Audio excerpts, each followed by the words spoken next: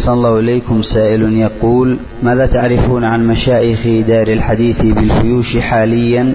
ومنهم الشيخ ياسين التهامي الضالعي، والشيخ الخضر البيضاني، والشيخ محمد الخدشي، والشيخ أبو حاتم الضالعي وغيرهم. وفقنا الله وإياهم، وفقنا الله وإياهم.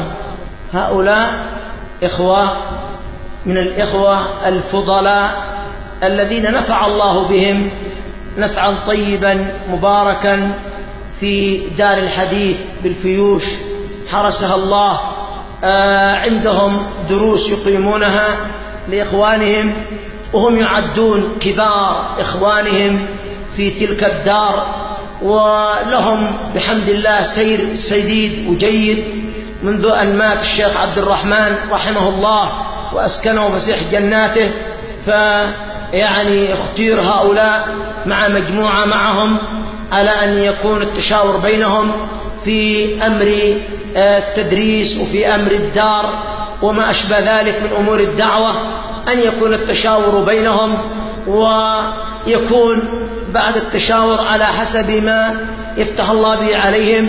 ومن ذلك الوقت إلى هذا الوقت وهم سائرون على هذا الخير. نسأل الله أن يزيدهم من فضله، وأن يدفع عنا وعنهم الفتن ما ظهر منها وما بطن، ولا حول ولا قوة إلا بالله.